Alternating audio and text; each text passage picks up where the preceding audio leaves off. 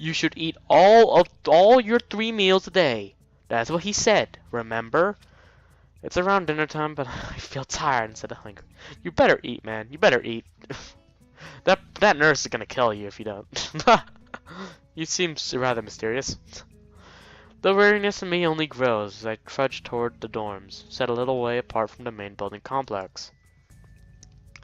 There is a garden of sorts between the school and the dorms, shrubbery, flowers, and that overbearing smell of fresh cut grass that fills the atmosphere. It dawns on my tired mind that the smell feels novel because I hadn't been out.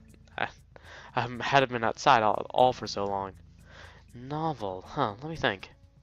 Yep, there should be a video game where. Never mind. I made that joke last time. It's fine.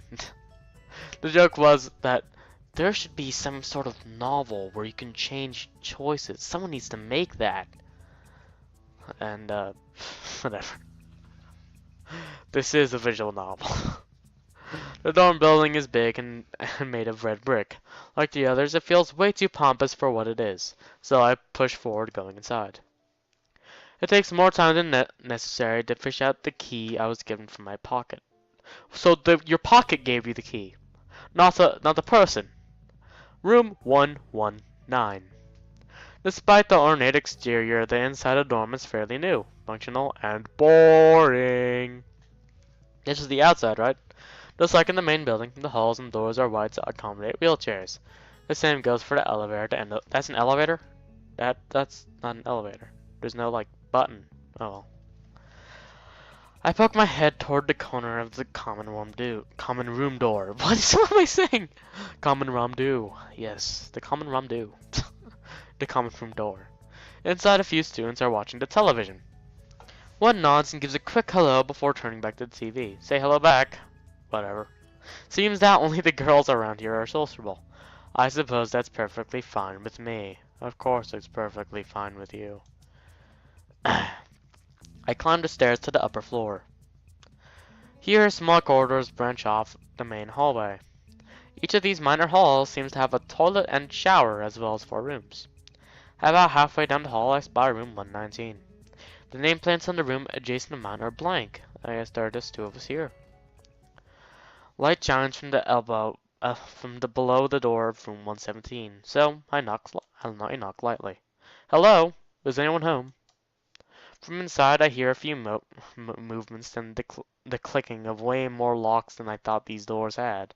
After a moment, the door squeaks open. That looks like the guy from Yu-Gi-Oh! What's his name? The guy who had a lot of bug cards. Weevil Underwood. Yes, that was it. Weevil Underwood.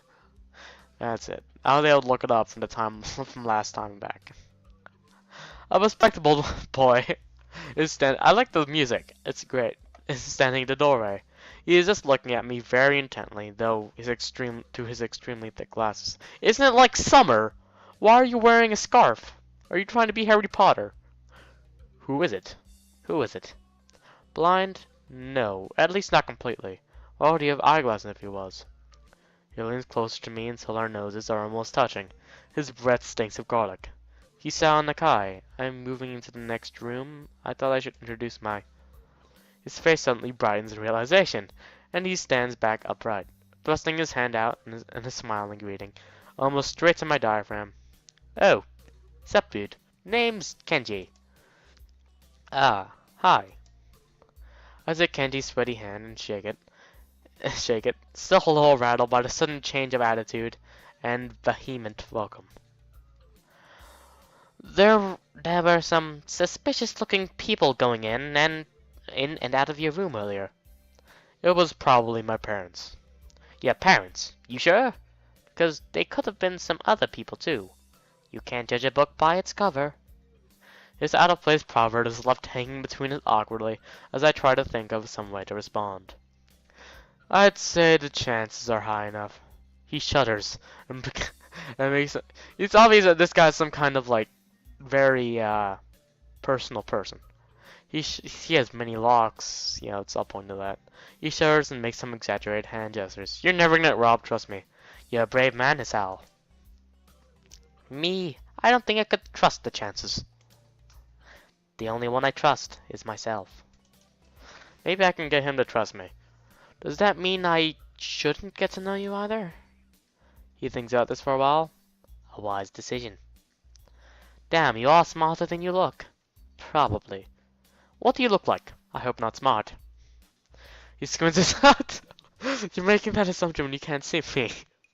He squints his eyes and leans closer again, barreling backwards to dodge it. Never mind. It doesn't matter. With that, he turns, fumbles around for a moment in search of the door handle, and shuts the door behind him. That was rude. Well, I guess he tried his best. I slide the key into the lock of door marked 119. This is the part where I stopped. Bleak beige walls, white linen, and a desk made of some type of light wood. Ugly curtains. Then just replace. Don't whine about them, you prick. It's no one's room.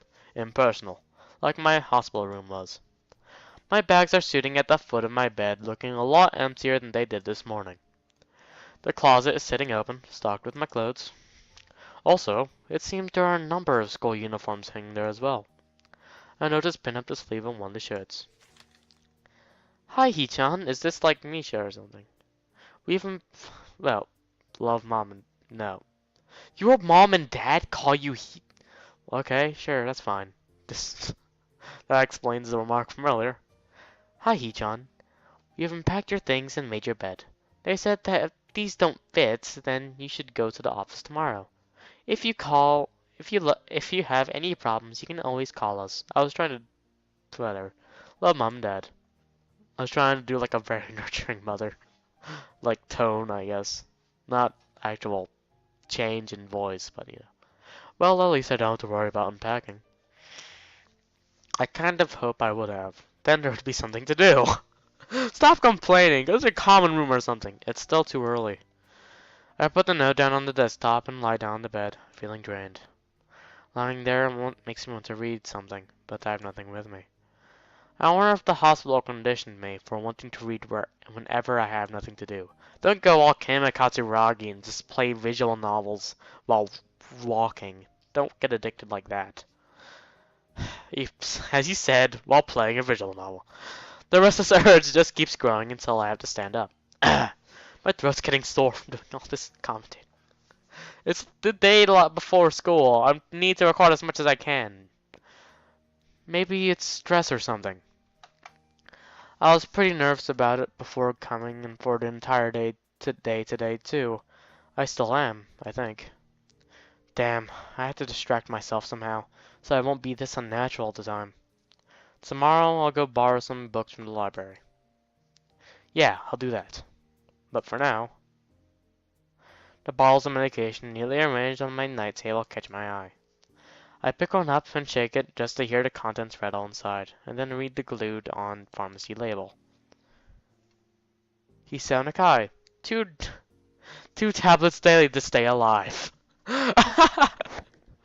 Remember to stay alive, buddy! Yay. It doesn't really say that, but it could. Okay. I was fine. That's good. That's good. It doesn't really say that, but it could just as well. It's kind of twisted having your life depend on chemicals like this. I resent it a little, but what choice do I have? You maybe realize that I've stopped doing the outro thing, but you know, it doesn't matter to me. With a sigh, I begin my new daily ritual of taking the right number of pills from each bottle, being careful to check the correct dosages. I lie down again, feeling hollow and uncertain, and after that I keep staring at the blank, unfamiliar ceiling for a long time. Are you just really gonna lay there until nighttime? Are you serious? It doesn't start looking any more familiar, not even after darkness falls and long shadows draw across my room like fingers. That's a weird description, man. It's like some darkness is gonna engulf you up. It's just my way of thinking. The sheets feel slightly more comfortable, warm, and nest-like against the chill that passes for room temperature here. Soon the lighter shade of darkness that is the ceiling looks like every ceiling does at night, and it becomes the only thing I recognize anymore.